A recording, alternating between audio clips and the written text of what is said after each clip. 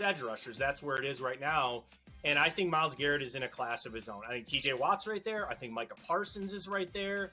Certainly, those guys are very, very good. Myles Garrett is in a class of his own. He just absolutely is. When the advanced stats about the double team rate, his quarterback pressure rate, all of that, he just stands a notch. I don't want to say a big gap, but he stands a notch ahead of those guys. Game time decisions, only on SportsGrid.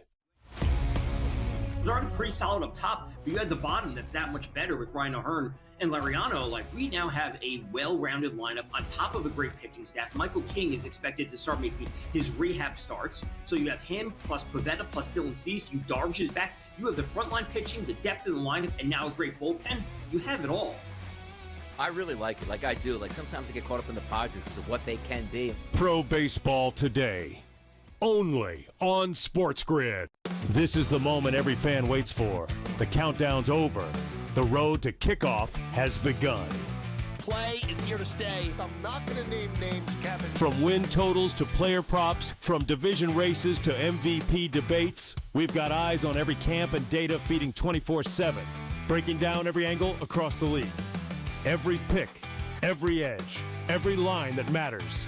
SportsGrid. Your road to kickoff starts now.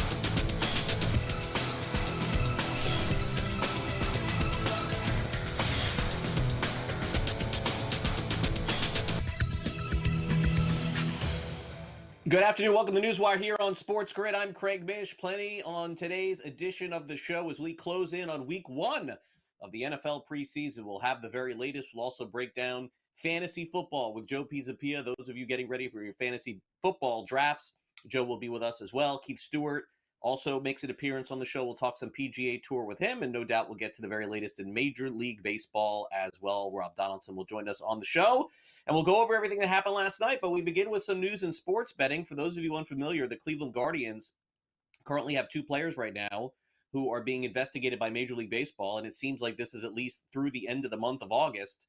And if you're not familiar with what's going on in Ohio, let me catch you up, because the governor of Ohio right now, what he would like to do is ban prop betting, but he's undergoing some criticism right now because the American Gaming Association yesterday argued that all this would do would weaken the state's ability to monitor for betting misconduct. Now, basically what this means is the governor is saying we want to get rid of prop gaming.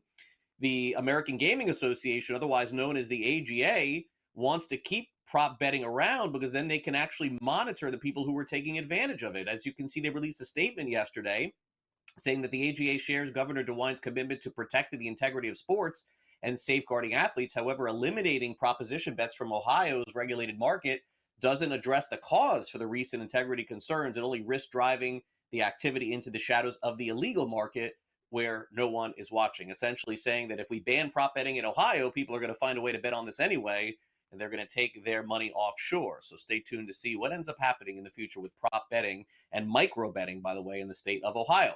All right, let's get to the very latest in Major League Baseball's results from last night. Sonny Gray, 7 innings pitched. He gave up 1 run. The Cardinals upend the Dodgers by a final score of 3-2.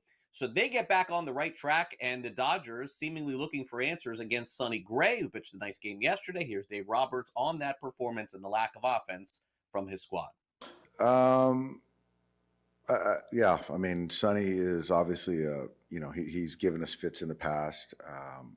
Really good pitcher. Just uses his entire pitch mix, the front to back game, east west.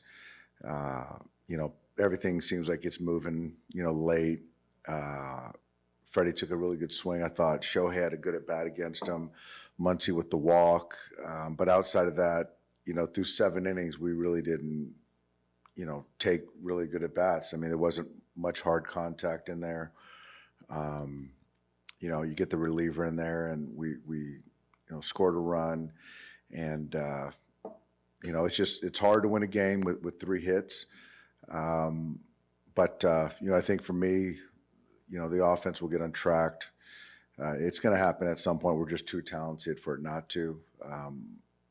But I think for me, the takeaway tonight was Glass and really not having his command early, but finding a way to right the ship and giving us 7 innings. I thought, moving forward, that's the most important thing tonight. And, that's something for Tyler to build off of and us as a ball club. Diamondbacks take care of the Giants or Padres 5-2. The final there. Corbin Carroll, Lourdes Guerrero Jr. also had 2 runs driven in. How about the Cincinnati Reds? They needed 7 1/3 of bullpen yesterday because starter Nick Lodolo left with a blister.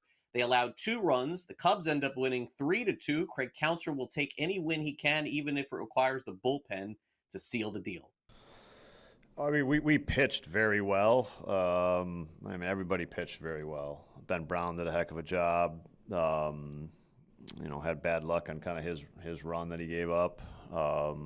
He gave us the chance to win. The bullpen pitched well. We didn't hit. Simple as that. We had 3 hits. It's not gonna win many games with 3 hits. Simple as that. Kind of just look at the offense and maybe the lack of slug recently, just a downturn that you expect to quickly get out of? I like the hitters. I like the lineup we throw out there every day, so I'm very optimistic that we're going to score runs. Absolutely. The other team's trying to prevent it, and sometimes they do a pretty good job of it. They did a good job of it tonight. We'll score runs. Meanwhile, the New York Mets were down 5-0. They come back to tie the Cleveland Guardians all the way back in battle and then fall 7-6 as Cleveland is red hot yet again. But the Mets had to suffer that tough loss. Here's how difficult it was, according to Carlos Mendoza. Yeah, it's a tough one there because, after, like you say, coming back, fighting all the way back, you get down 5 against a pretty good bullpen and you're able to rally and, tie the game and then just have some opportunities there and we couldn't get the big one there. Or, Mullins puts the ball in play and the second baseman, Rocchio, makes a hell of a play there, so we had really good at-bats throughout, and then just couldn't get that last one there to finish the game. Tony? Just what did you see on that play to Beatty there? Yeah, it's the right decision there, It's a hard bunt, and he's trying to go to second base and keep the double play in order. Just didn't complete the play there, But I thought once he's bunted hard at him, he has a play at second base. Just, like I say, couldn't play catch, and we threw the ball away. Meanwhile, last night, it seemed like a repeat performance for the New York Yankees. They take a game deep. They lead. They blow it. Devin Williams blows a save in the 9th inning. Josh Young hit a walk-off home run in the 10th inning. And the Rangers win 8-5. Jock Peterson, who's done nothing all season long, hit the game-tying home run off Devin Williams. Yankees lose again. Aaron Boone has no answers. Got to get over it. We got to win games. The season's getting shorter in a hurry. So it's no time for excuses and feeling bad. And I know everyone feels like crap, but we gotta go take it. And haven't been able to do that on this road trip so far. But we gotta do it better. What are you seeing from Williams? He had a really good stretch there for a couple months, and now the last few weeks have been a lot of struggles. 7 runs in his last 8 innings, something like that. Yeah. I think it's more just his last few outings where he's given up some runs, obviously, and lost a couple saves. So he's got to get it tightened up. We all have to be better. And starting tomorrow, there's no time. There's like another one's coming for us tomorrow. We got to figure this stuff out. 6 shutout innings from Brian Bayo of the Boston Red Sox. Boston wins again 8-5 to final over the Royals. Astros 4-run 5th inning. They beat the Marlins 8-2. Detroit's hot again. They beat the Twins, and they win that game 6-3 thanks to Kerry Carpenter, and they've won 6 out of 8. In the NFL, we've got a contract extension just reported by ESPN. Kyren Williams, 3 years, $33 million, $23 million guaranteed, and maybe that opens the door for James Cook of the Buffalo Bills to get signed as well. Meanwhile, controversy surrounding Teddy Bridgewater at his high school in his hometown, Miami Northwestern, and ends up having to leave because he was suspended. So now he says he's going to sign with the Tampa Bay Buccaneers and come back to the NFL. 6 teams since 2014. Teddy Bridgewater is back once again. The Colts have listed a very interesting depth chart at quarterback. I don't know if you caught this yesterday, but it says Daniel Jones or Anthony Richardson. Never seen that one. Also, Cleveland, would you believe, needs a 5th quarterback because of injuries. They've signed Tyler Snoop Huntley. He's their 5th quarterback going into their first preseason game. The Packers quarterback Nate Hobbs had his knee scope. He's going to miss the end of camp. And also the San Antonio Spurs make it official yesterday. They have signed De'Aaron Fox to a 4-year, $229 million contract. So that's the latest in the NBA. All right, coming up next, the FedEx St. Jude Championship is almost on deck. Talk to Keith Stewart about some of the odds next.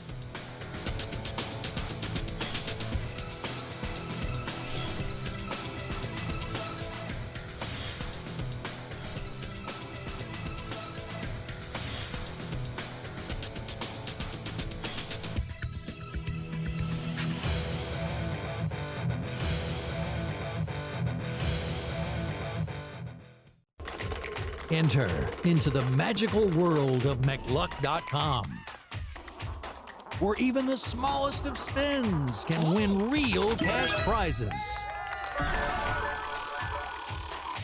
Adventure into over 1,000 of the best Vegas-style slot games. So what are you waiting for? Unlock your free welcome offer today. Join the fun where winners play and players win.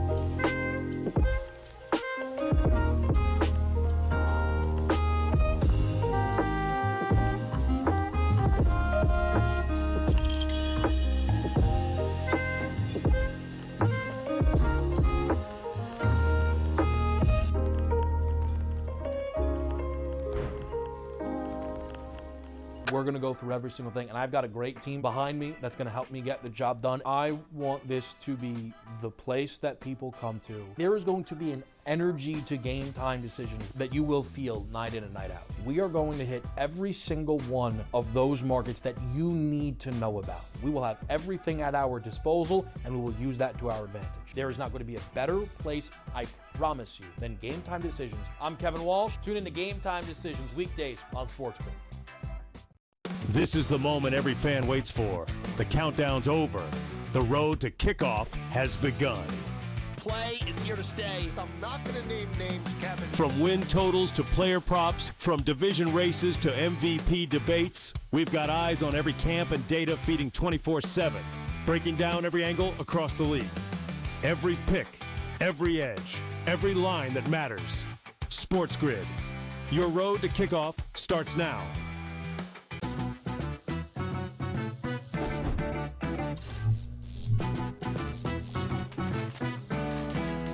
Did you know sportsbooks tend to draw up tighter bet lines for events that get even more bettors, like championship games or major matchups? My tip, try betting on less popular sports. You might have a better shot at beating those odds. Now, go get lucky. See you in Las Vegas. Let's get lucky.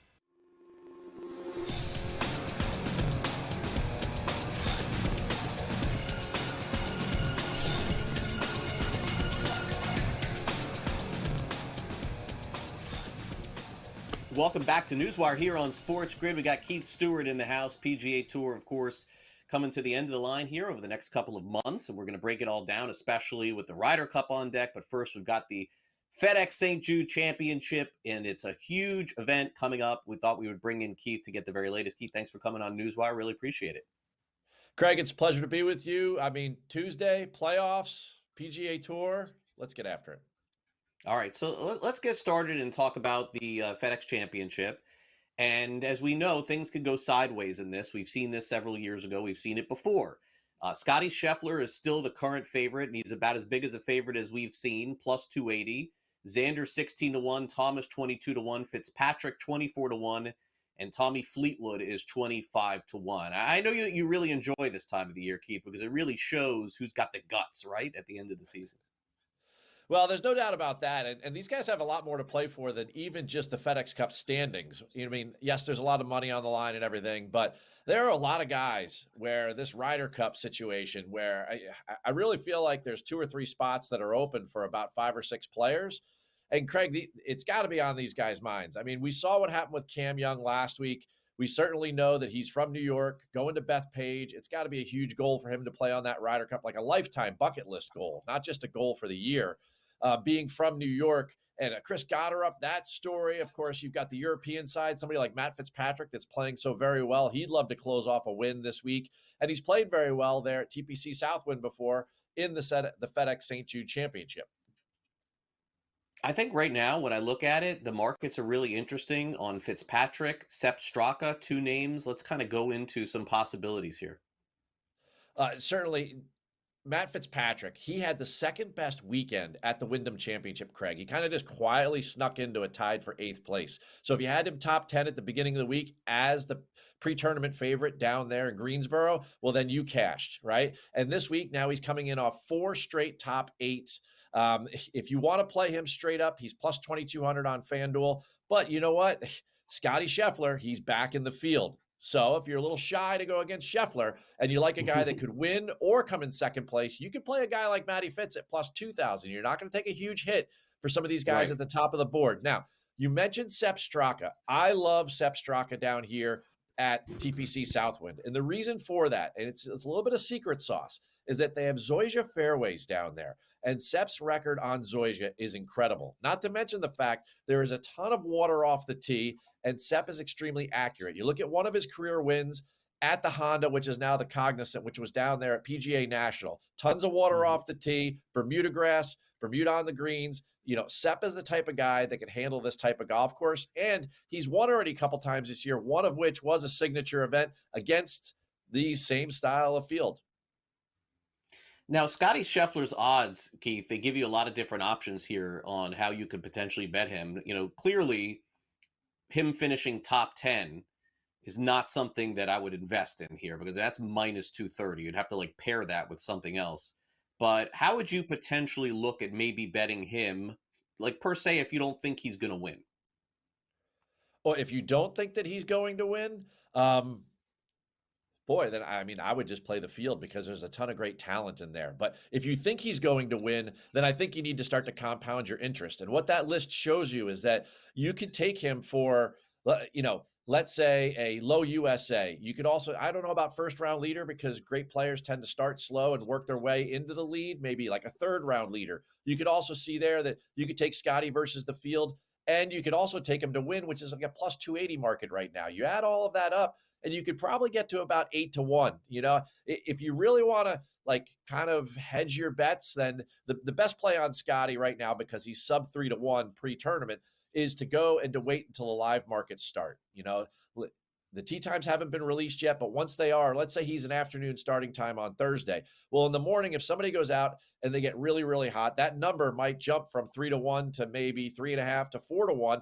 And that might be the time to jump on it. Maybe he has an even par round on Thursday and the live market is something to touch. But under 3-1 with 4 rounds to go is not the time to play him. If you feel very confident in Scotty, then I would say load up on all those props that you just saw there. And I would absolutely say, you know what, you got to feel pretty good after his performance at the Open Championship.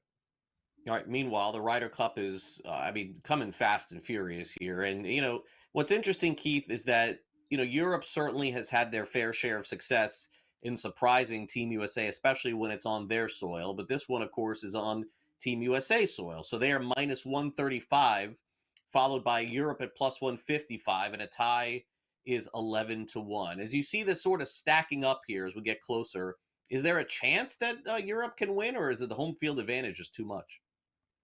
Well, there's definitely a chance that they could win. You look at the top of the team there on the European side. You're going to have Rory, you're going to have John Rahm, Victor Hovland, Tyrrell Hatton. You have some of the best players in the world that have played very, very good in major championships this year. We're 12 days away from the points list being solidified for the U.S. squad.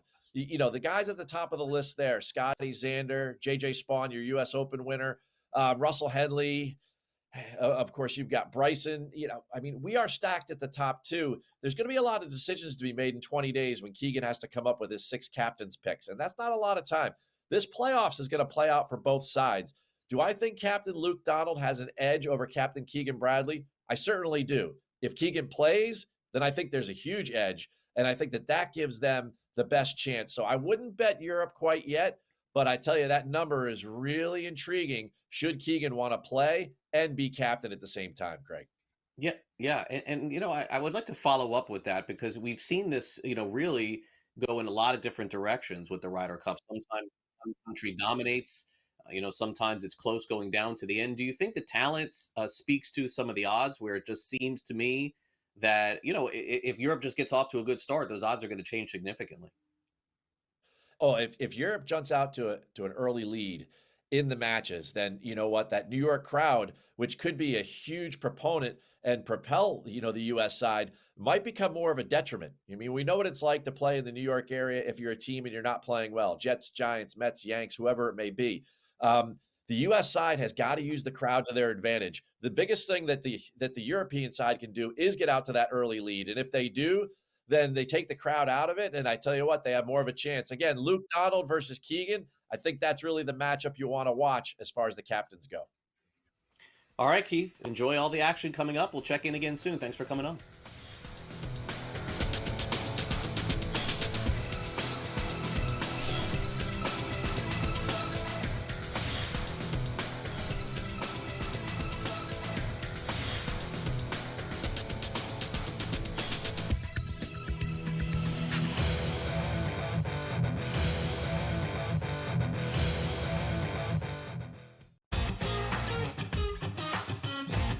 Just more and more smoke, leading to the fire that is Keegan Bradley being on this team as a player. Yeah, I think we're all expecting it at this point.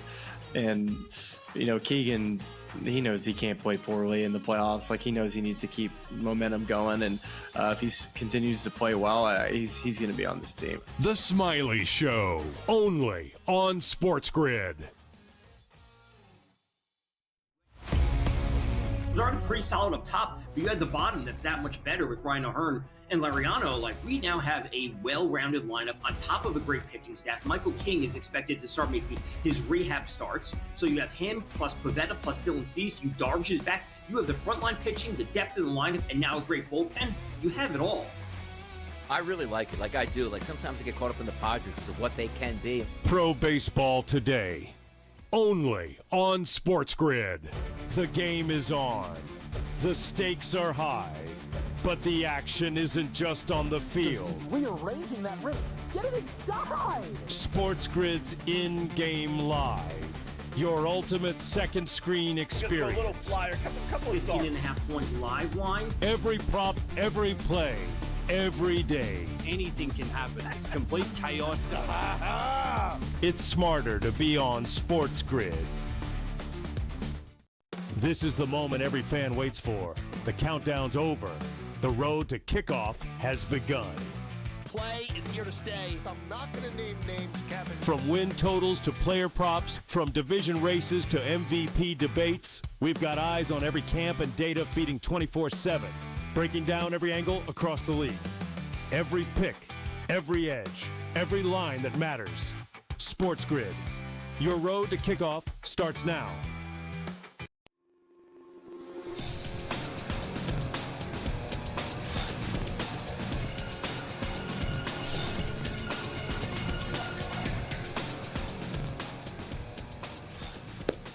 All right, welcome back here on SportsGrid. We've got the NFL preseason now, just a couple of days away, getting ready for week one, and we're going to see a lot of new looks here. Of course, we'll go around the league and tell you what it could potentially look like in New England and Minnesota and certainly Denver as well. Let's go around the league. It's time now for the SportsGrid Sound Off.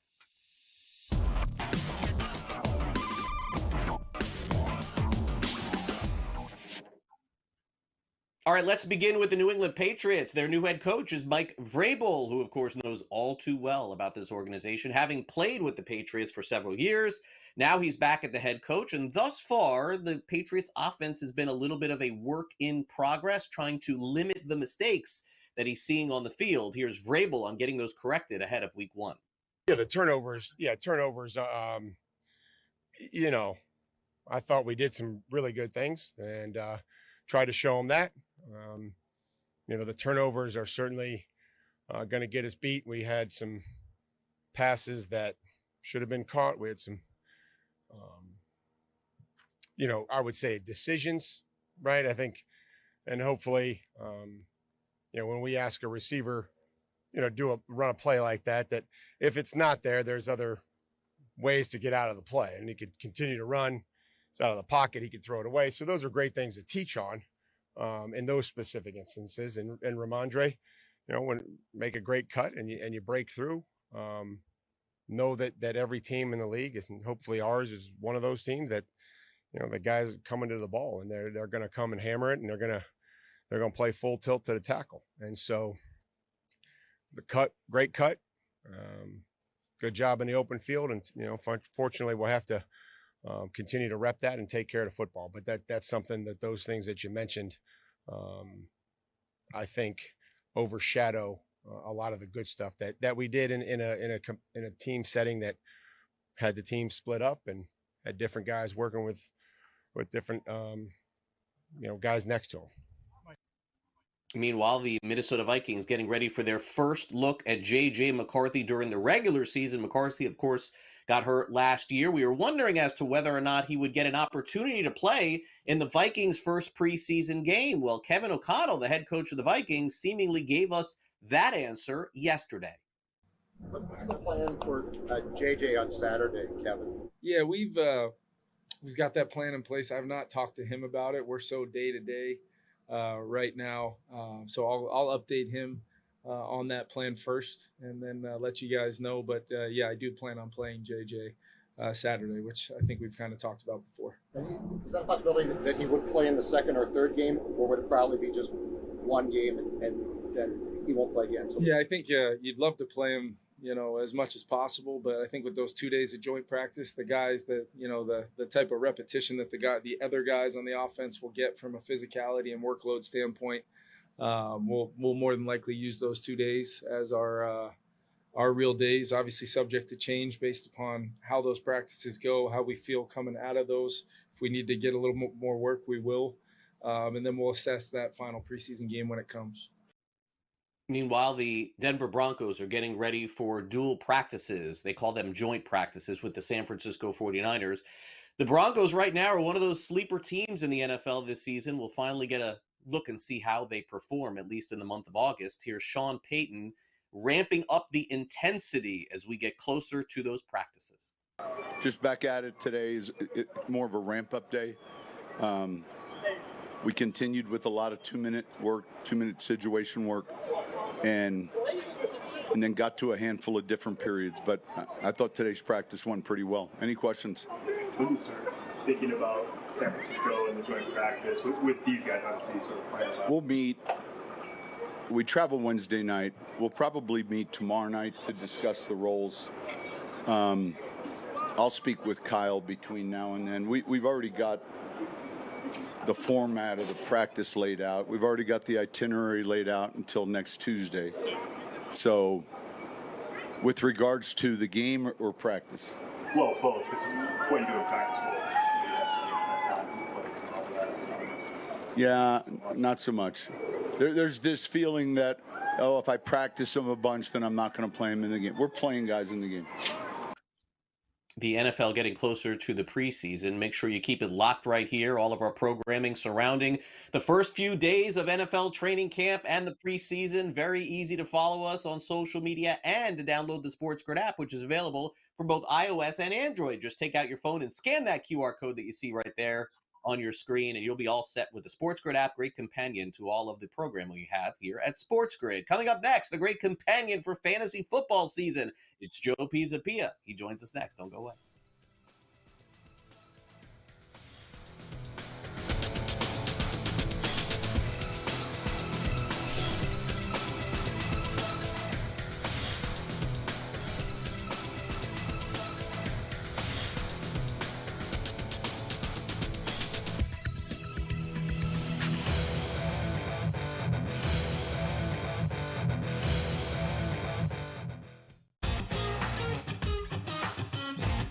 just more and more smoke, leading to the fire that is Keegan Bradley being on this team as a player. Yeah, I think we're all expecting it at this point. And, Keegan, he knows he can't play poorly in the playoffs. Like, he knows he needs to keep momentum going. And if he continues to play well, he's going to be on this team. The Smiley Show, only on SportsGrid.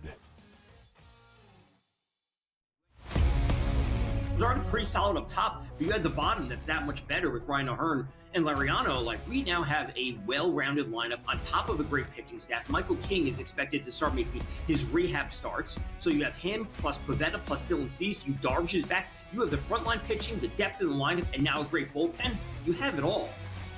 I really like it. Like I do. Like sometimes I get caught up in the Padres because of what they can be. Pro Baseball Today, only on SportsGrid. The game is on. The stakes are high. But the action isn't just on the field. He's rearranging that ring. Get it inside! SportsGrid's in-game live. Your ultimate second screen experience. A little flyer, couple 18.5-point live line. Every prop, every play, every day. Anything can happen. That's complete chaos.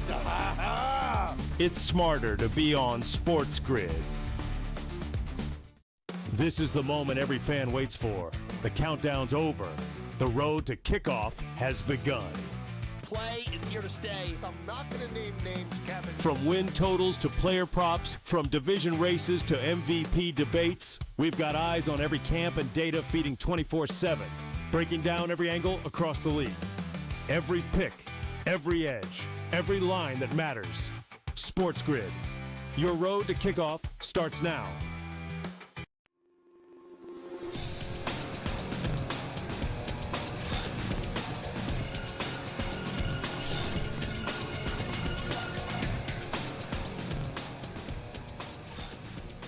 Time to talk some fantasy football with Joe Pisapia. You catch him weekends here on Fantasy Sports Today with Matt Stryker. And I know a lot of you guys are getting ready for your drafts coming up over the next month. Let's bring Joe in. Of course, Fantasy Black Book is in full swing. It's fantasy season, Joe. The month of August is here. Time to figure out what we're going to do.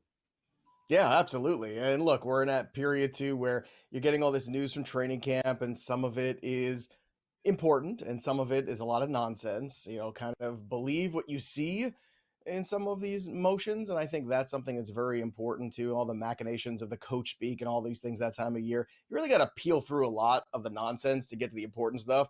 And the less you hear about a situation, I'm learning even in my 40s now, the less you hear, the worse it probably is. Just putting that out there, because Najee Harris, I don't know if he's going to be a Pirate or a running back or what's going to happen here in the next couple of weeks, but I can't get any word anywhere about what that progress is. And I think that's something to just start to understand as you hit these drafts. You saw Najee Harris draft this weekend. He drafted so late. He ended up going in like the 13th round. That's how late he went because people just didn't know. And I think that's a good practice this time of year. If you just don't know, just look somewhere else for another draft pick. Yeah. And listen, we're relying on a lot of the people who cover the teams, but the good news is that, Joe, as you know, once these preseason broadcasts begin, that's when, you got to get intel at that point. I mean, they're doing pregame shows for 5 hours before these preseason games. You're going to find out a lot more at that time. All right. So speaking of the Chargers, this is an interesting one for me, a potential target for you.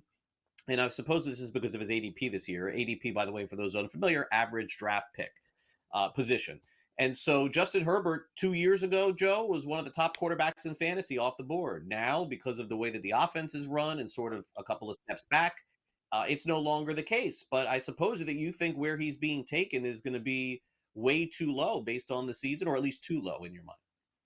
Well, he's free right now in single quarterback leagues. And I think that's a statement everybody should, kind of ring in their ears and hear for the truth, because, when he came in as a rookie, he was QB9 that season, set a rookie passing record. Then the next year he was QB2 in fantasy, 5,000 yards passing in his second year. Now I understand it's a different coaching regime, as you said, the Greg Roman offense is a different look, a little bit more run heavy. However, that doesn't matter. Justin Herbert's still going to throw the ball. Last year, he had 332 attempts. I think that can push closer to that 400 mark this year. And if it does, he's going to finish well above last year's rank, which was QB 12 overall. He was also very efficient last year, just 3 interceptions. He had as many interceptions in that playoff loss as he did in the entire season last year. And you look at Dak Prescott, you look at Justin Herbert, these are guys that are capable of finishing as top 5 QBs, but both of them you can basically draft in the second to last round of your drafts. And I think that's something that people should pay attention to. And in Superflex leagues as well, Herbert as a second quarterback kind of floats around a little bit longer, and he has the upside to finish way higher. And of course, that addition of Trey Harris, I think, can really help that offense. Yeah, I would agree. Now, it's interesting when you look at sort of down teams this year and you're fading a player on a very down team. But, truth be told, you can find diamonds, Joe, on some of these bad teams. But I believe Chris Olave is not one of them. No, one of the fades is Chris Olave, and it's a lot of his circumstance going against him, right? You have circumstances of the concussion issues he had last year, and that's always concerning when you've had multiple concussions. And then on top of that, you have the scenario where you have a rookie quarterback in Tyler Shuck, or is it Spencer Rattler, or. And in the Black Book, I talk a lot about the offensive ecosystems. Well, the offensive ecosystems that grades offensive line, head coach, quarterback, skill position players, the Saints grade out at the bottom of the barrel. And that's unfortunate because we're not quite used to that. Even the years of Derek Carr, there was some good fantasy value there. It's just not going to be there this year. So although Chris Olave is a good talent, the injury questions are a problem. And then couple that with the suspect quarterback play, I just don't see how he returns his ADP or his value there. And if you look around where Chris Olave is going, I think the Teteroa McMillans, I think some of the guys like Jameson Williams, there's a lot of guys around there that I think are just far more I think exciting investments at this point, because Olave to me just has more questions than he does answers. Cortland Sutton back on the Pisa Pia map. It feels like this is a tradition, like the Masters. I feel like it's an every other year thing for you with Cortland Sutton. Does that seem fair? Well, I mean, look, last year I was cautiously optimistic, but I think the problem was, he had some difficult situations. I mean, Nathaniel Hackett, one of the worst head coaches I think we've ever seen, and that's saying something because we saw Urban Meyer as a head coach in the NFL. Yeah. So there was just no winning for him. And then Sean Payton comes in with a real offense and a real quarterback, and guess what? Cortland Sutton's good again. And the thing about Cortland Sutton I think everyone should pay attention to is where he finished last year. Right now he's going as wide receiver 22 overall, but last season he finished as wide receiver 13, and his numbers weren't extraordinary necessarily. They're very repeatable. 81 receptions, 1,081 yards, and 8 touchdowns. I think you can copy and paste that season into this year. And even with RJ Harvey and even with Evan Ingram, I still say that Cortland Sutton is the go-to guy. He's the comfort. He's the safety blanket. He's the one that has that connectivity with Bo Nix. So to me, even if he just repeats, he's going to far exceed his ADP. He is much closer to a wide receiver 1 than a wide receiver 2. And he's the wide receiver 1 on his team. He's the number 1 target guy. And I think you want that in as many offenses as you can get. And you can get him as a wide receiver 3. That's fantastic. In a lot of drafts, I have been able to do that. But I will tell you this, I think people are sleeping on him because he's going right back to back with DK Metcalf, who's got an Arthur Smith offense with an aging Aaron Rodgers, and he's kind of the only guy there. He's got to learn some new stuff. To me, it's easy. I'd much rather have Cortland Sutton than I would DK Metcalf back to back. You can catch Joe every single Sunday morning along with Matt Stryker on Fantasy Sports Today as we continue our conversation about the upcoming fantasy season. Joe, we've finally given up on the Chiefs, right? Like, we understand they're going to win a lot of games. We understand they're going to be very competitive, but this narrative forever was like, oh, it's Mahomes and whoever he's got, it's got to be somebody. I mean, it feels like it's time to give up on that, right?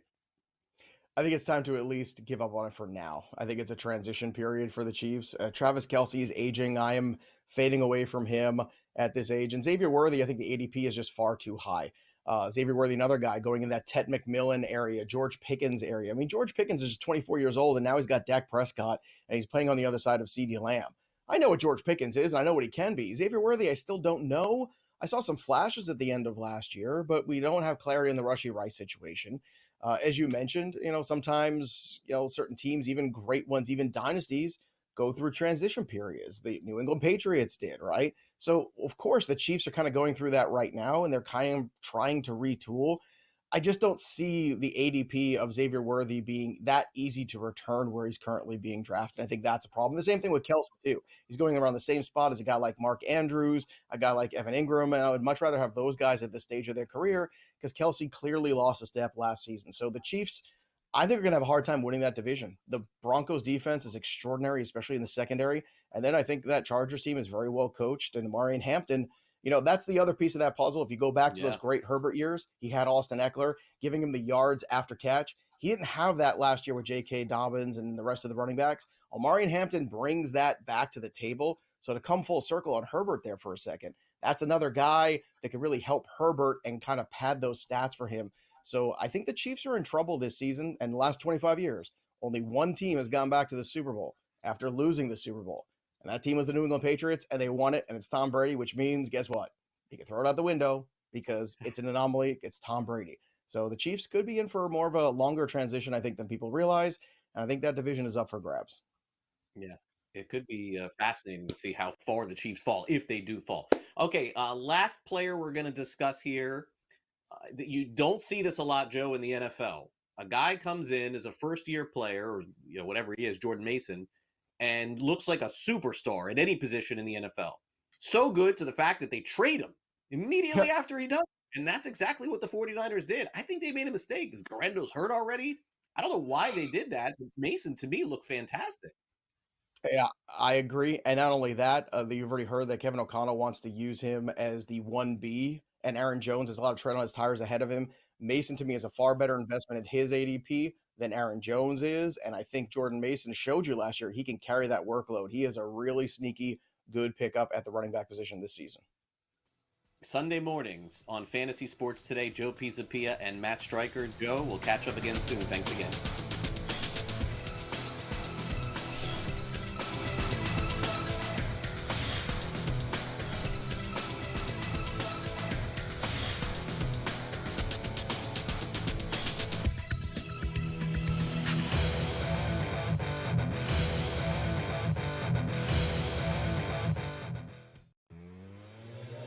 If I have to think long and hard about whether or not you're a Hall of Famer, you're not a Hall of Famer. I don't need to argue stats. I don't need to argue whether or not you are great. If Ichiro Suzuki is not a Hall of Famer, we don't need to have a baseball Hall of Fame.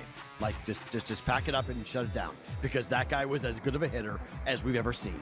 And he was unbelievable from the first time he stepped onto the field for the Mariners until the end. In-game live, only on SportsGrid. It's edge rushers. That's where it is right now. And I think Myles Garrett is in a class of his own. I think TJ Watt's right there. I think Micah Parsons is right there.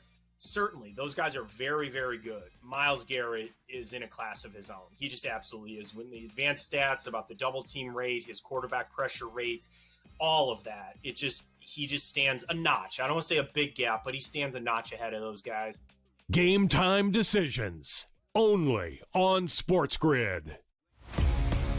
They're already pretty solid up top, but you had the bottom that's that much better with Ryan O'Hearn and Lariano. Like, we now have a well-rounded lineup on top of a great pitching staff. Michael King is expected to start making his rehab starts. So you have him plus Pavetta plus Dylan Cease. You Darvish is back. You have the frontline pitching, the depth of the lineup, and now a great bullpen. You have it all. I really like it. Like I do. Like sometimes I get caught up in the Padres because of what they can be. Pro Baseball Today, only on SportsGrid. This is the moment every fan waits for. The countdown's over. The road to kickoff has begun. Play is here to stay. I'm not going to name names, Kevin. From win totals to player props, from division races to MVP debates, we've got eyes on every camp and data feeding 24/7, breaking down every angle across the league.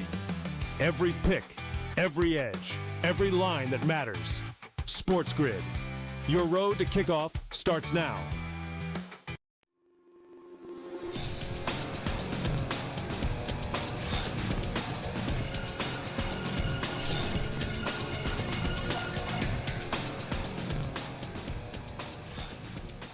Got Rob Donaldson all hyped for football season, but he says he'll give us one last baseball appearance here on NewsWire. Of course, all the focus is going to be on football, I think, starting next week. But let's do this one more time. Great to have you, Rob, here on the show. And as a witness to the New York Yankees' demise in Miami this weekend, I guess I shouldn't have been all that surprised to see a repeat again of that last night.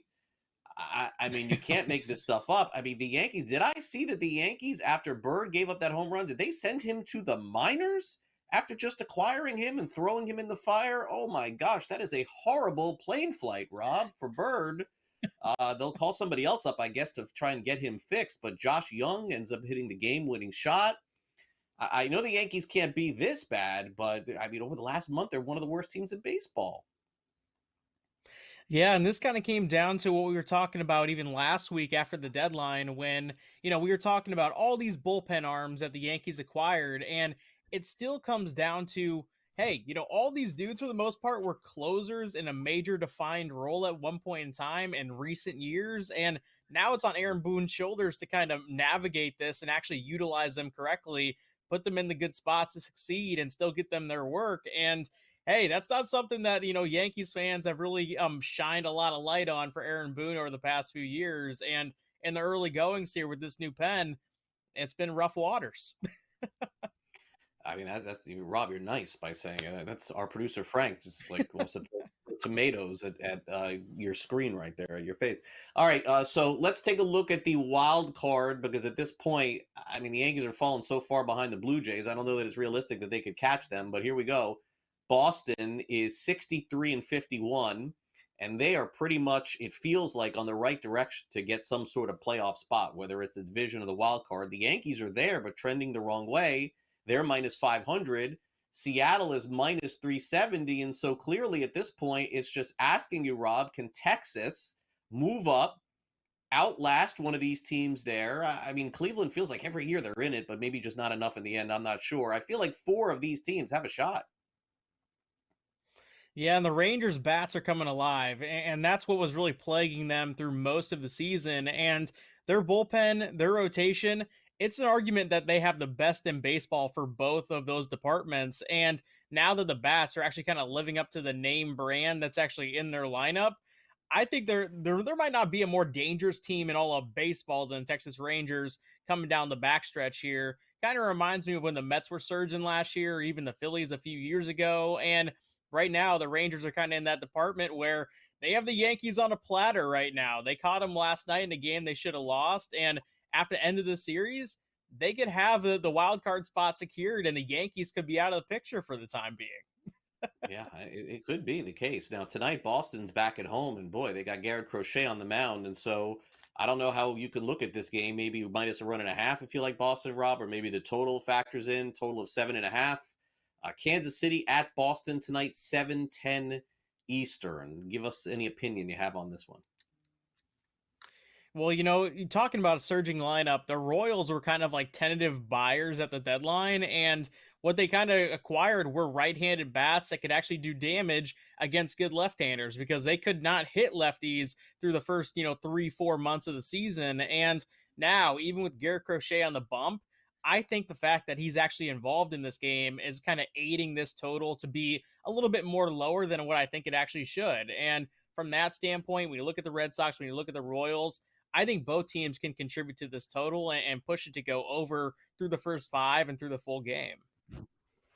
Over in the American League, we've got a Cy Young race that seems like it's open and shut. Can Garrett Crochet at plus 500 jump into this thing? Tariq Skubal's about as big as a favorite as we are in the month of August as you're ever going to see, and he's playing on the best team in the American League, minus 750. Open and shut case for you, Rob?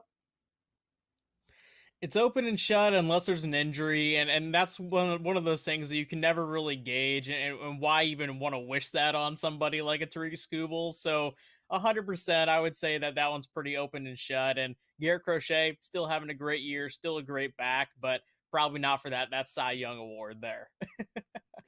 Now, Cleveland last night wins another game, and they win it in extra innings. They're playing inspired baseball right now, without a doubt. Jose Ramirez every year seems to carry this team, and the pitching hasn't been bad as well. Bad news for the Mets here, though, is, not quite like the Yankees, but similar to them a little bit. They have not played their best baseball since the All-Star break.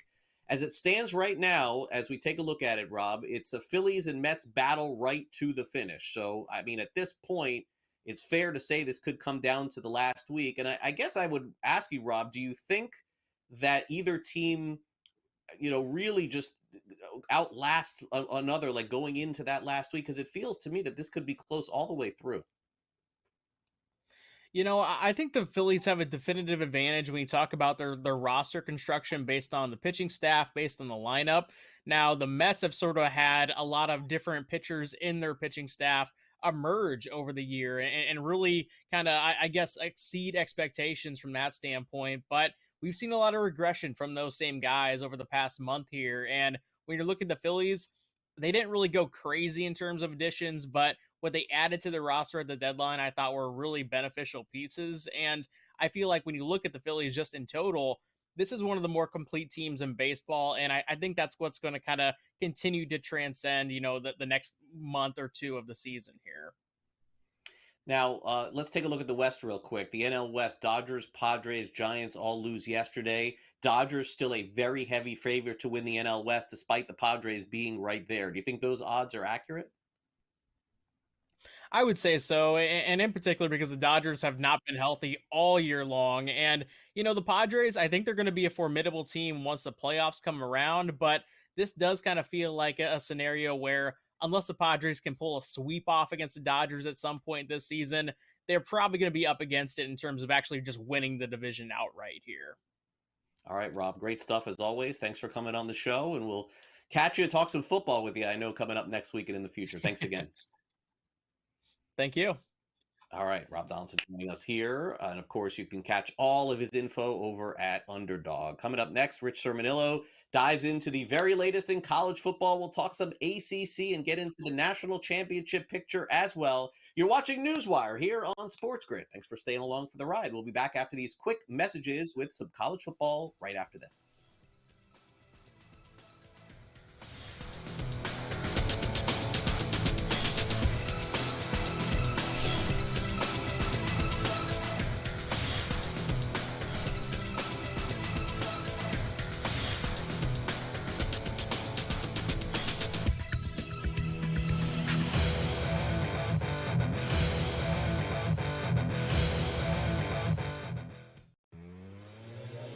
5 to think long and hard about whether or not you're a Hall of Famer. You're not a Hall of Famer. I don't need to argue stats. I don't need to argue whether or not you are great. If Ichiro Suzuki is not a Hall of Famer, we don't need to have a baseball Hall of Fame. Like, just pack it up and shut it down, because that guy was as good of a hitter as we've ever seen. And he was unbelievable from the first time he stepped onto the field for the Mariners until the end. In-game live, only on SportsGrid. It's edge rushers. That's where it is right now.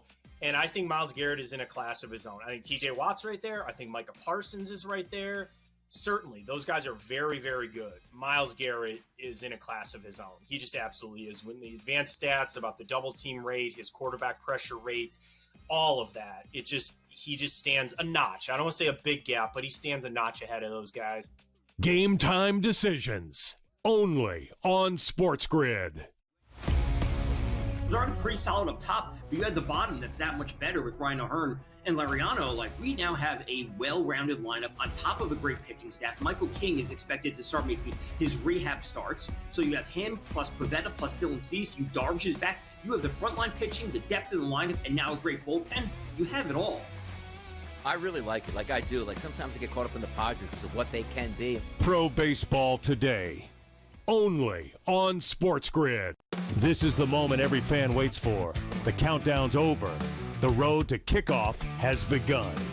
Play is here to stay. I'm not going to name names, Kevin. From win totals to player props, from division races to MVP debates, we've got eyes on every camp and data feeding 24/7, breaking down every angle across the league. Every pick, every edge, every line that matters. SportsGrid. Your road to kickoff starts now.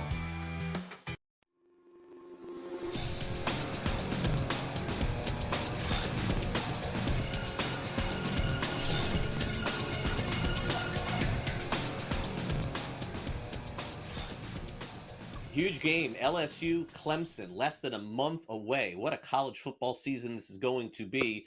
Week 0 looks okay. Week 1 looks incredible. ACC's first game, by the way, first one, August 28th, Elon taking on Duke. Let's take a look at the Atlantic, if I can say that right, Coast Conference with Rich Sermonello breaking down who could potentially win. Is SMU involved? Louisville's on the up and up. And let's not rule out the University of Miami. Here's Rich. Hey, Craig, it's officially August. Time to start getting serious about college football. Before you know it, we'll have week 0 and some actual games to talk about. But I want to spend the next few weeks breaking down each of the Power Four conferences, beginning with the ACC, 17-team conference. A lot of chatter this offseason about maybe North Carolina's headed to the SEC. Clemson and Florida State have certainly shown interest in the past, but now we've got 17 teams. And Bill Belichick, by the way, coaching at Carolina. I'm going to begin with the favorite, clear favorite in Clemson, plus 110. Biggest favorite in terms of a conference champion this side of Boise State, heavy favorite, and for good reason. By far the most talented team, Craig. You've got a veteran quarterback returning in Cade Klubnik. You've got a national championship coach in Dabo Swinney, and the defense is phenomenal, beginning with my best defensive line in the country. This is Dabo's best team since 2019, so a heavy favorite. Number two in terms of the odds, Miami Hurricanes plus 390. I'm not as bullish on the Canes as odds makers are. They bring over Carson Beck, the quarterback from Georgia. I see more problems than solutions. He's still not fully recovered from that UCL injury in his shoulder in the SEC championship game. I am taking minus 9.5, the win total for Miami. I don't think they'll finish in second place. I'm more interested in that somewhat softer underbelly of the ACC. There's always a team that kind of comes out of nowhere, makes it to the ACC championship game. There's been a new team in the ACC title game, Craig, every year since 2019. The team for me this year is the Georgia Tech Yellow Jackets, plus 1,400. I know it's a long shot, but my thinking is let's get Georgia Tech to the ACC title game. We saw that Clemson won it last year, but barely needed to rally against SMU. I like Georgia Tech and Brent Key. Brent Key, by the way, 4-0 all-time against ACC fellow ranked teams. I like Pittsburgh over 6.5 in terms of season win total. A couple players I want to point out real quickly. Offense, Miller Moss, intrigued by the Louisville quarterback, USC transfer. Jeff Brom does a great job with quarterbacks. Look what he did with Tyler Shuck. Sideways career, and then boom, 1 year at Louisville. And then he's the number 40 overall pick for the New Orleans Saints round 2 last year. Defense, Peter Woods, breakout season for Clemson, the defensive tackle. Number 5 on Bruce Feldman's freaks list. He is the ultimate freak on defense. Couple of freshmen, Gideon Davidson, Clemson running back, and Demetrius Samuel. Watch this kid from Syracuse. He's a modern-day Travis Hunter. Will play both sides of the ball. Great stuff from Rich, and Rich will be with us all college football season. If you missed our top story in the NFL today, a contract extension was given out to a running back, which in this day and age almost never happens. Kyren Williams got a 3-year, $33 million contract, including $23 million guaranteed. He had a breakout season last season with the Los Angeles Rams. Also, in case you missed it last night, the Texas Rangers, wow, what a night for them. A walk-off shot off Devin Williams of the New York Yankees. Boy, has it been a struggle for the Yankees and their bullpen. Devin Williams blew this one. 8-5 the final. Jock Peterson also hit a big one in this game. Brian Bayo, by the way, 6 shutout innings to lead the Royals past the Red Sox. Final score 8-5. Bayo's pitching well, according to his starter, Alex Cora. Did a good job. Wasn't great, but he can do that now. 6 innings, 1 run. Give us a chance to win, make pitches when he needed to. That's a tough lineup because they put the ball in play. The bottom part of the lineup, they do a good job fouling off pitches and all that, but he stay calm and make pitches and give us a chance. Jaron and Willie practice, I guess. Yeah, Willie found out like 2 minutes before the game that he was going to play, so just went out there and then did a good job. The walk, right away, put some good swings. Obviously, the defense, that was a huge play in the 8th. Overall, a great game, and Jaron stayed on a breaking ball in that first at-bat and didn't miss it. So I do believe our lefties can hit lefties. It just happens that we got some righties that they mash lefties, and we have to play, our best lineup out there. We've been doing that.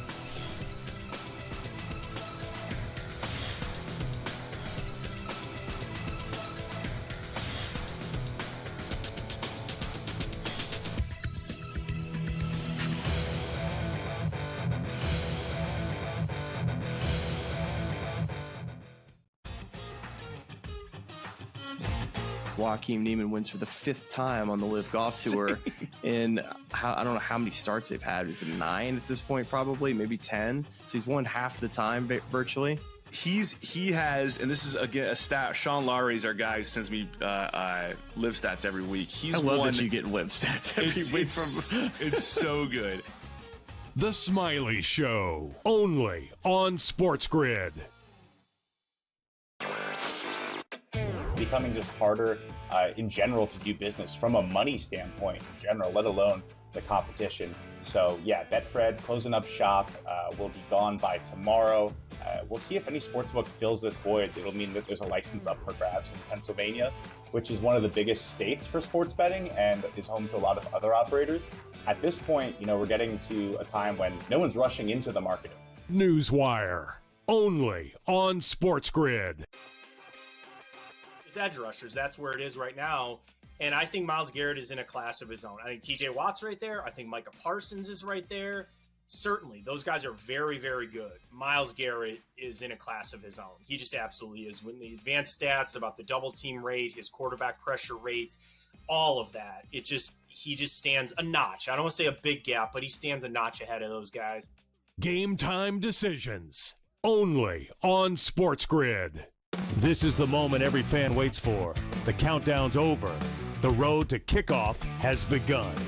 Play is here to stay. I'm not going to name names, Kevin. From win totals to player props, from division races to MVP debates, we've got eyes on every camp and data feeding 24/7, breaking down every angle across the league.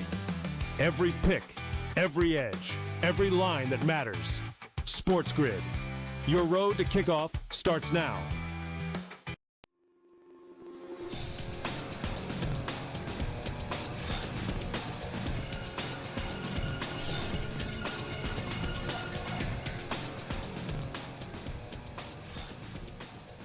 All right, welcome back to NewsWire here on SportsGrid. As we continue on, let's talk some Brewers baseball. Jeff Levering from the Brewers Broadcast Network joins us now. And, of course, you can follow him all season long. And it's been a great season, by the way, for the Milwaukee Brewers. They win their 4th straight game against the Atlanta Braves. I mean, it just, Jeff, I kid a lot here on the show with everybody that the front of the jersey just is all that matters in Milwaukee. The back of the jersey and the name, they just keep putting guys in there and it just doesn't seem to matter. You lose Chourio, lose Mizorowski, just guys go down. It doesn't, look, it does matter. I get it. It does matter. But I think it just speaks to more of the way that the organization is run, that they could just keep filling in names to fill in while other guys are either leaving for free agency or trade or injured. No doubt, Craig. It's plug and play, right? It feels like it's been that way for the last 10 years. Free agents leave, people are traded, and it's just the next man up. I think the Brewers have been as good as anybody in Major League Baseball getting the most out of their talent, right? I mean, you look at the Brewers bullpen right now, and everybody back there has essentially been designated for assignment at some point in their career. So they have something to prove. So it's the all DFA squad back there. And then you've got a bunch of little scrappy players that are refusing to strike out. They score a ton of runs. They play the game the right way. They're in every single ball game. Just a fun brand of baseball, and it's turning into winning baseball. I think this is such a long stretch since the middle of May that you can't call it a fluke anymore. This is who the Brewers are. Yep, several games now above the Cubs here. Cubs are going to have to make up some ground. Of course, the Reds are still in this thing, and we anticipate the Cardinals probably going the other way at some point. Credit to them for staying in it, and Pirates, waiting for next season. So let's get into really some of the big success stories for the Brewers this season. It has to start, of course, as always, with the pitching, and everybody knows all about Jacob Mizorowski, who's currently on the IL. So before I turn it over to you, I do want an update on him. But Freddie Peralta has been fantastic. Quinn Priester, since being acquired, has also been great. Chad Patrick, a surprise. And Jose Quintana just being generally who he has been over the course of several years. So let's start off with the update on Mizorowski, if you don't mind, and then take it from there on the pitch.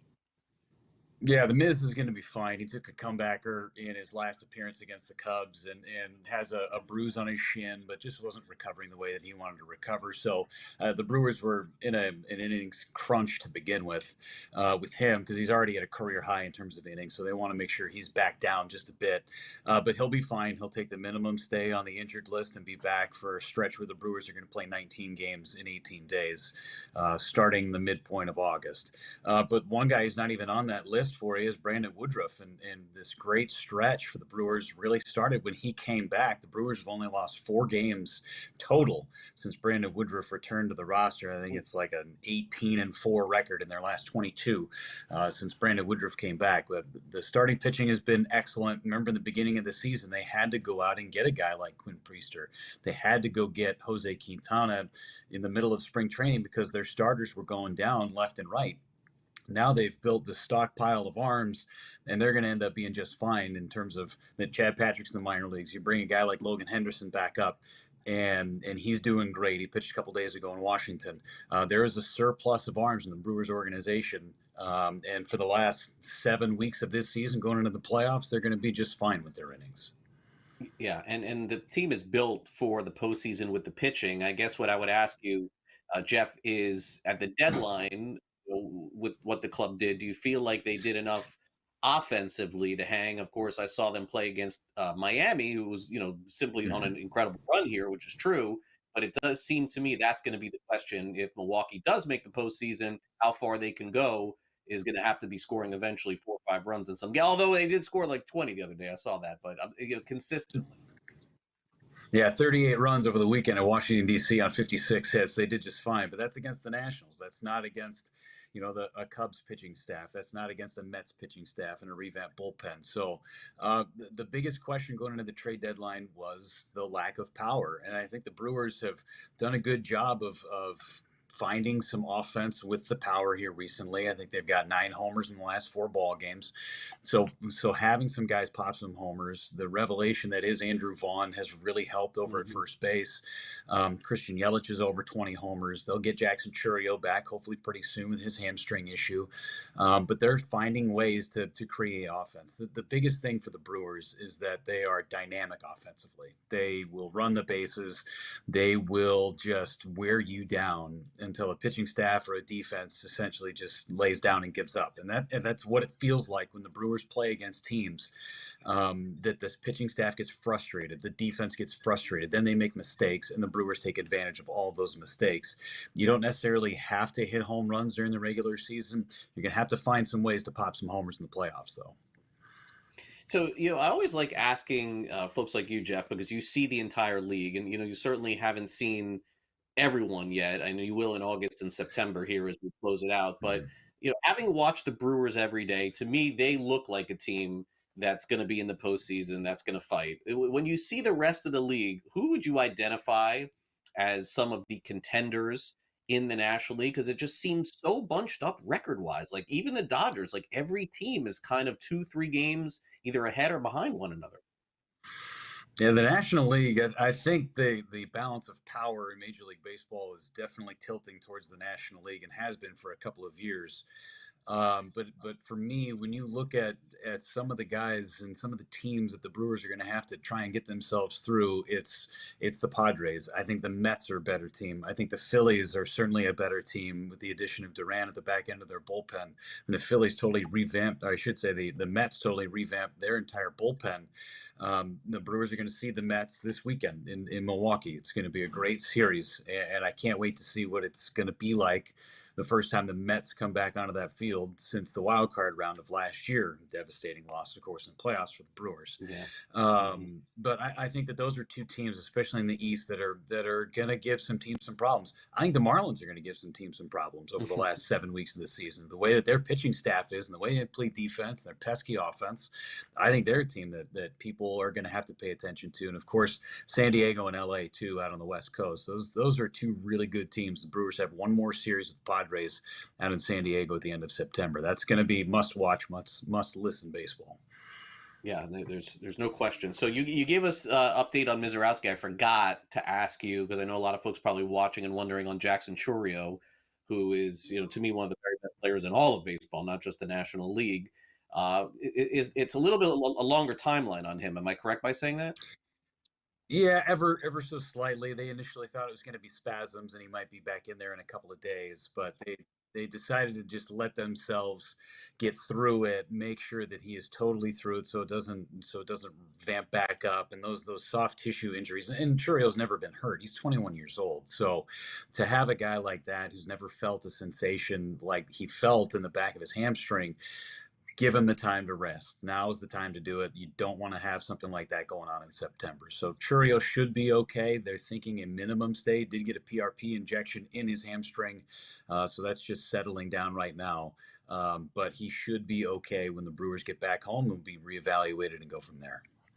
All right. Well, Jeff, enjoy the rest of the run here for the Milwaukee Brewers. I know that we'll be catching you on the broadcast here through September, and then naturally I would expect the Brewers to make another charge in the postseason. We'll see if they can pull it all together offensively and pitching as well. Thanks so much for coming on the show. Really appreciate it. You got it, Craig. Here's the hope, and thanks so much for having me. All right, Jeff Levering, always a pleasure to have him on our show. And I mean, the one thing that he did say, which is really true, like you think about how much we talked about Devin Williams for the Yankees the last week or so. You think about how often we're alluding to Josh Hader. I mean, both of those guys made up the 8th and 9th inning at the highest levels in all of baseball, maybe the very best in baseball on the Brewers. Neither of them are there. And it doesn't even matter. The Brewers just keep rolling on. And a lot of other pitchers that they have, they just do a great job, man. I give them so much credit. All right, let's take a quick time out here on NewsWire. When we come back next, we're going to bring in our boy Blue, Mike Blewett, getting ready for football season, and going to talk a little futures odds, Kansas City Chiefs, Buffalo Bills. We'll also take a look at some exact fixtures in the AFC West. You're watching NewsWire on SportsGrid. We'll be right back.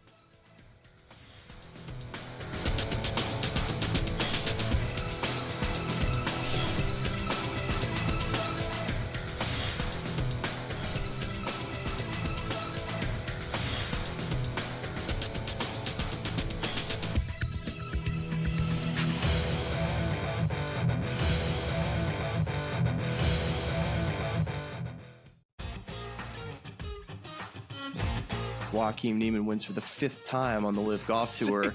And I don't know how many starts they've had. Is it 9 at this point? Probably, maybe 10. So he's won half the time virtually.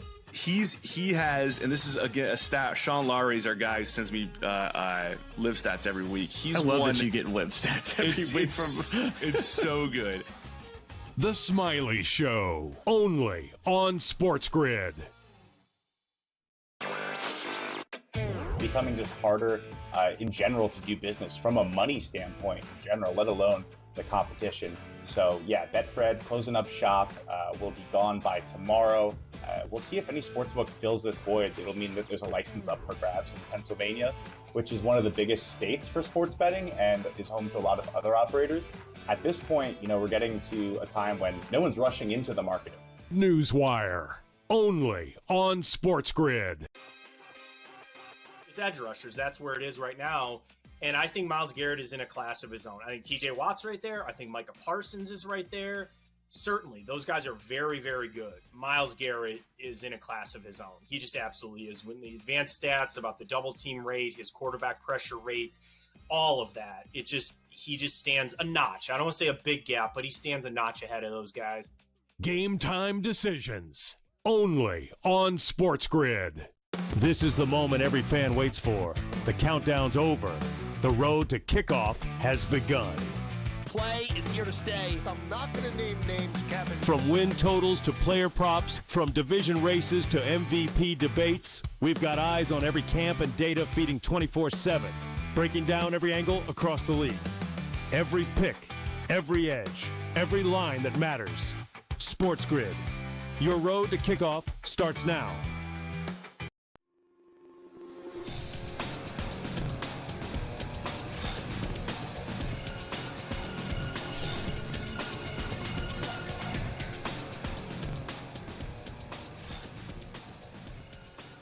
With the National Football League season basically about a month away, it's important to note that we've got live programming from 1 p.m. all the way through the day here on SportsGrid. At 1 p.m. Eastern, our in-game live edition of the National Football League will be hosted by my next guest, Mike Blewett, who joins us now here on the show. I know along for the ride with Mike will be Scott Wetzel as well, and then we've got programming immediately after those early games are over into the afternoon games at night as well. Mike, thanks again for coming on NewsWire. It's almost that time of the year. We're getting there.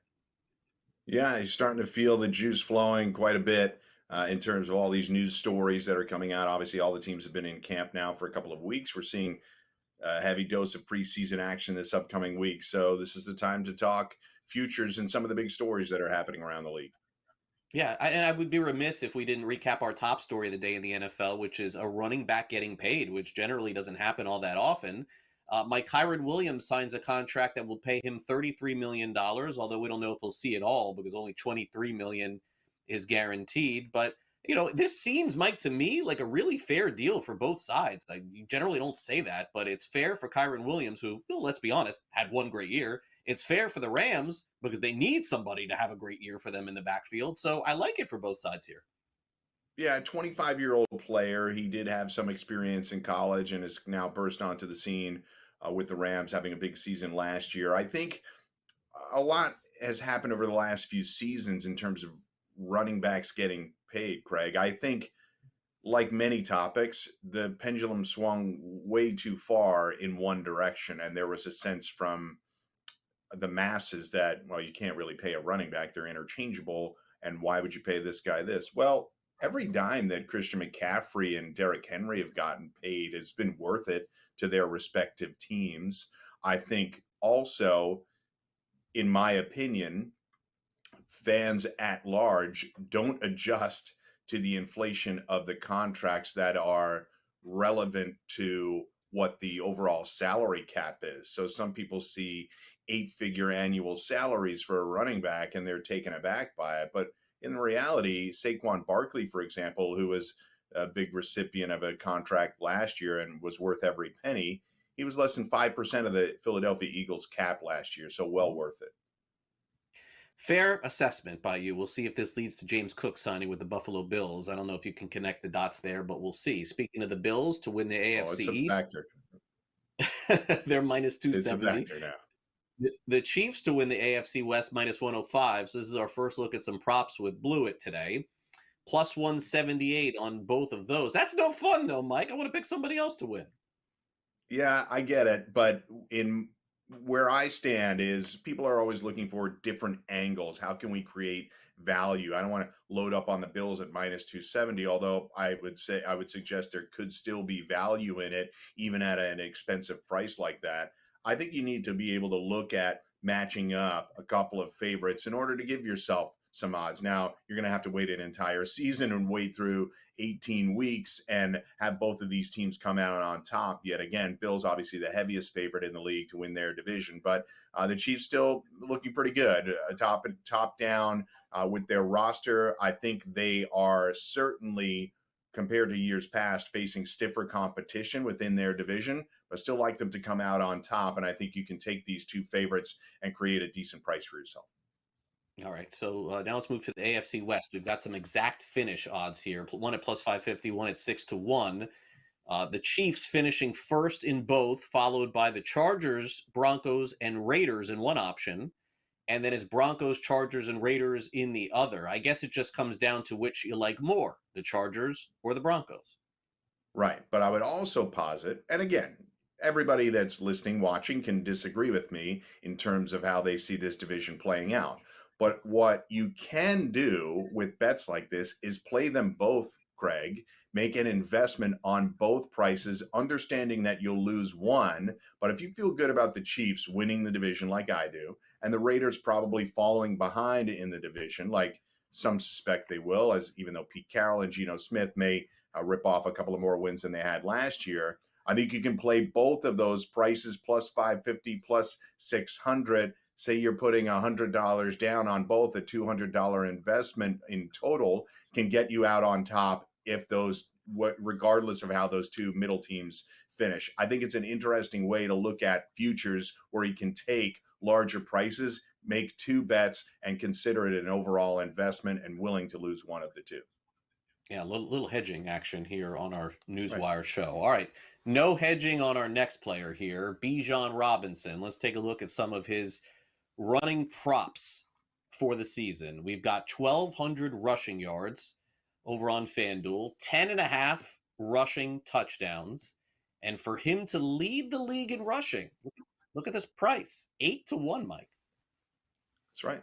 Third in the league last year in rushing. Obviously, many of your fantasy players, number one overall pick.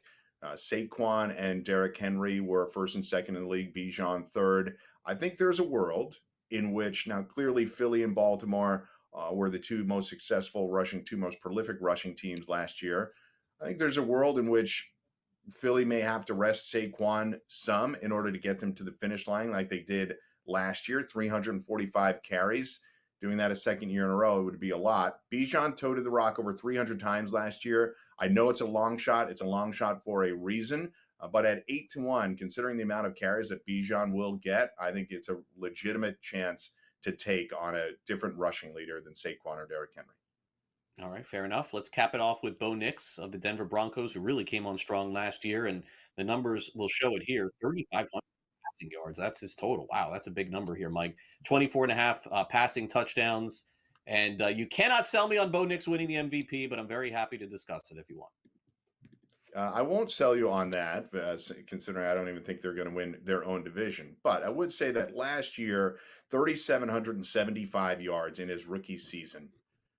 Drew Brees' first season with Sean Payton back in 2006, he had the 5th most passing attempts in the league. Bo Nix, in his rookie season, the 6th most passing attempts in the league. In his second year with Sean Payton, Drew Brees led the league in passing attempts. This would be a 275-yard reduction in his yardage total. I think Bo Nix's passing attempts go up, and I think he easily clears 3,500 if he stays healthy. Great stuff, Mike. Each and every Sunday, Mike Blewett here on Sports. Thanks again, Mike. Appreciate it.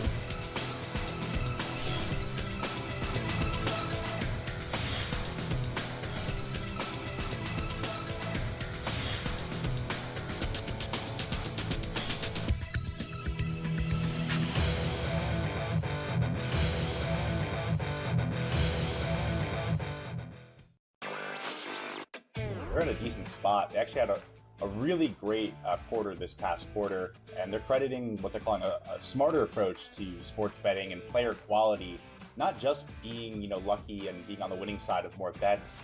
Of course, the past 2 quarters have been really bad for sports books, which just got hammered in the NFL playoffs, and then that continued into March Madness. But it looks like Q2 is shaping up to be much better for them. NewsWire, only on SportsGrid. Want to hear a crazy stat, guys, with this Pittsburgh Pirate team? I brought this up yesterday. Out of 106 games, they have been involved in 27 shutouts, 13-4, 14 against. Over 1 out of every 4 Pittsburgh Pirate games ends in a shutout. How crazy is that? Total is 8 tonight. In-game live, only on SportsGrid. It was already pretty solid up top, but you had the bottom that's that much better with Ryan O'Hearn and Lariano. Like, we now have a well-rounded lineup on top of a great pitching staff. Michael King is expected to start making his rehab starts. So you have him plus Pivetta plus Dylan Cease. You Darvish is back. You have the frontline pitching, the depth in the lineup, and now a great bullpen. You have it all. I really like it. Like I do. Like sometimes I get caught up in the Padres because of what they can be. Pro Baseball Today, only on SportsGrid. Just more and more smoke, leading to the fire that is Keegan Bradley being on this team as a player. Yeah, I think we're all expecting it at this point. And, Keegan, he knows he can't play poorly in the playoffs. Like, he knows he needs to keep momentum going. And if he continues to play well, he's going to be on this team. The Smiley Show, only on SportsGrid.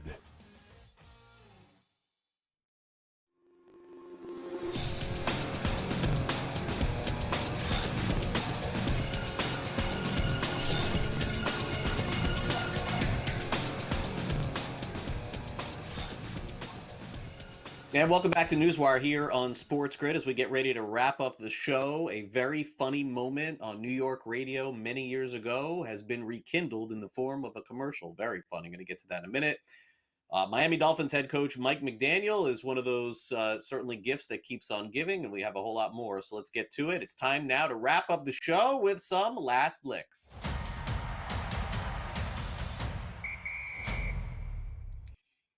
All right, so Mike McDaniel's the head coach of the Miami Dolphins. For those of you who are unfamiliar, he's more of an eclectic quarterback. In fact, you may remember when he took the job a couple of years ago, he was considered to be this wizard on offense and this wizard as a head coach. Dolphins look really good with their first year with him at the helm. But since then, it really hasn't gone their way. Let's just be honest.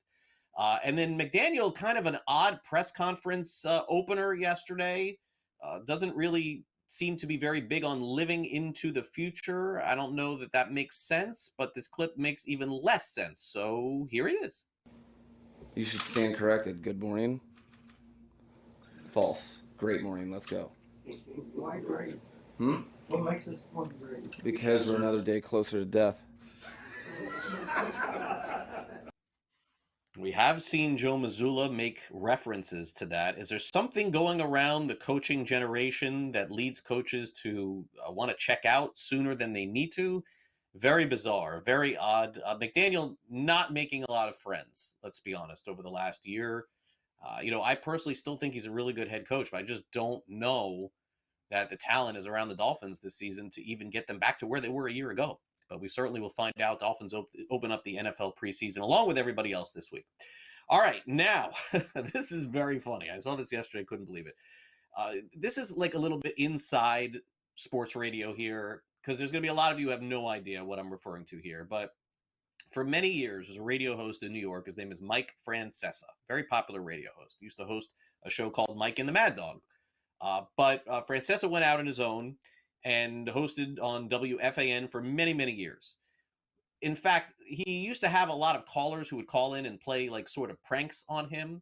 And in fact, he had a question that was asked to him one time that was, when the San Francisco Giants are in town, do they get together with the New York Giants? Because once upon a time, San Francisco, their Giants played in New York.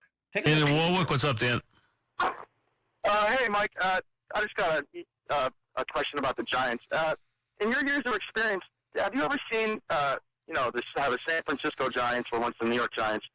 Has there ever been either a franchise to franchise or maybe even player to player get together when San Francisco comes to New York? Like, do they ever say hi? Maybe, I don't know, go out to dinner or something? I don't know what are you talking about? I don't know. Was that considered a real call? I don't know. But they did have a little spoof on that yesterday. You see Eli Manning there with a couple of guys on the Giants. I believe Logan Webb and Matt Chapman were the two players there. So in the end, that audio from 2015, 10 years later, I guess does go to show that, yes, the Giants and Giants do get together when they're in town. Kind of funny there.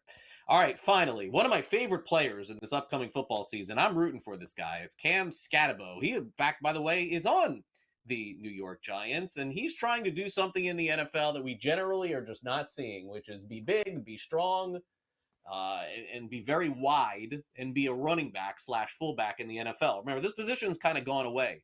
There was a guy named Mike Allstott many years ago that people are comparing him to. Maybe he can take on that role. But there really was a running back since then that was big, strong, and physical, just like him, and that size. And it was Eddie George, of course, played at a very high level for the Titans. The Houston, the Oilers, Houston Oilers and Tennessee Titans, right. And I guess Eddie George had some glowing comments for Cam Scatabo and sent him messages saying that he's going to make it in the NFL, and it led Scatabo to cry and kind of go to tears. Look, this guy had one of the best bowl games I've ever seen in the history of college football last year. And look, this is a very unorthodox player playing in the NFL. You don't see it a lot. Fullbacks getting the ball. I mean, to me, it's kind of like, remember on the Giants also, they had a guy named Brandon Jacobs. Remember him with Tiki Barber? So maybe this will work, and we'll see if Scatabo succeeds in the NFL, but they certainly took him high enough to give him a shot. All right, that'll do it for our show today. Lots of great guests, including Jeff Levering, talking Brewers baseball with us. Also thanks to Mike Blewett and Rob Donaldson and everybody else who came on the show today. We certainly had a lot of great guests on the program. And Joe Pisapia. Forgot about Joe, my bad. Thanks to our director, Luke, and for my producer, Frank. I'm Craig Mish. Enjoy the rest of your day. We'll see you back here for our midweek edition of NewsWire on SportsGrid tomorrow afternoon. Until then, see you.